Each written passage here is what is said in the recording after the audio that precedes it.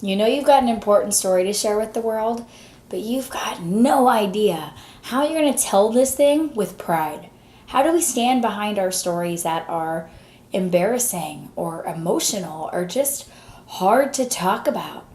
In today's video, we're going to learn how to own our story and really turn our mess into a message. So if you're joining us today for part 2 of our 3-part series, welcome back. If you just stumbled onto this video or a friend shared it with you, hi, my name's Jessica Rasdall. I'm a motivational speaker and transformational coach, and I've been traveling the country for the last 10 years, sharing my story of how I've turned my mess into a message. Today, I'm going to help you do the same thing. So this week, I'm breaking down how to turn your mess into a message in 3 steps. Today is part 2, and we're going to own it. So if you missed out on yesterday, make sure when you're done with this video, you hop on over and learn how to shift your perspective. But today, it's all about owning it. So you've already identified the part of your story you want to talk about. You've shifted your focus and really started focusing on the strength that was developed. But now, how do you confidently share that story? The story that maybe you've never told anyone, or one that usually makes you cry. I know this is probably the biggest question that I ever get, whether I'm doing a media interview, talking with a friend, or on a podcast.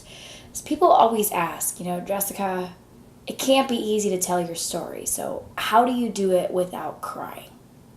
And I'm sure if you've never heard my story before, it's not something that's pretty. When I was a freshman in college, I made a decision that ultimately claimed the life of my best friend. Because of that, countless lives were shattered, and I was left with the blood on my hands and pieces that I could never put back together. Talking about it is not easy. And for people who think I don't have a heart, I'm sorry. The reality is that the pain that it causes me to share my story is nothing compared to the fact that it might just save someone's life if I tell it. I'll take that pain any day to know that my friend's life wasn't lost in vain. So that's what you need to do today. I'm going to challenge you to really look at your pain from a different perspective. When you sit down and you write your story, are you focusing on all the feelings you are going through in that time? Do you step back to that moment? Can you still see those things, hear those voices? I could when I first started sharing my story. In fact, sometimes I still do.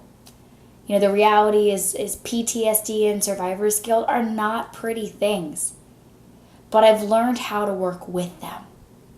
Today, when you sit down to write your story, I need you to separate facts and emotions. Now, please don't get me wrong. We're not going to disregard our emotions. They're real. They're important. But if we can't share our story from a place of this happened and then this happened and then that happened, if we can't give them the big picture with a clear message, we can't give them anything. And at the end of the day, do you want somebody to learn from you? Do you want to inspire them with your message? Or do you just want them to feel the emotions you felt? Because if that's the intention, maybe this is the wrong video for you. But my intent today is to help you make a difference with your story. Your emotions are important, and I never want to discount those. But I need you to know that if you're going to confidently share your story, we got to take out some of the emotions. So sit down today, print out the worksheet below, and start fleshing out your story. But what pieces can we remove? Your story is still powerful, even if we leave out some of the details. What does your audience need to know in order for your message to make a difference?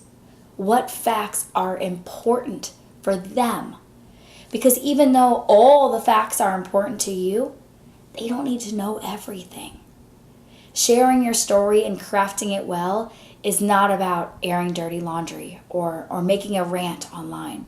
I want to make sure that you protect yourself, you protect your own emotions, and you do this in a way that is strategic, that it's done in order to help someone else. If you have feelings that you haven't processed yet, please don't share those with others. that needs to be taken care of first. Go to therapy, talk to a friend, whatever it is.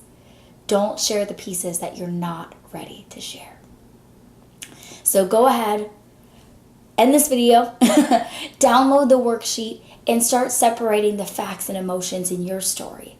When you're just looking at what happened, and this is a story, it becomes a lot easier to stand behind that because the focus is now the message you're delivering, not the feelings you felt. And while you're clicking around and printing that sucker out, make sure you like, share, subscribe to this channel, send it out to your friends. I know you have other people in your life who have important stories to share, so give them the tools they need to really make a difference with it. Make sure you tune back in tomorrow because we're going to hop on to the third step of this turn your mess into a message process and really understand how you can shift the perspective on the impact of your story and create a plan to get it out into the world. I can't thank you enough for joining me today. I know this topic isn't easy, but you're going to make a huge difference with your story. You know the power of story, and in fact, you know that you have a story to share with the world. However, maybe you're a little stuck on how in the world you work up the nerve to put it out there. Where do I start crafting it? Don't worry. This week, in 3 steps, I'm going to show you exactly how to turn your mess into a message so you can leave a lasting impact with your story.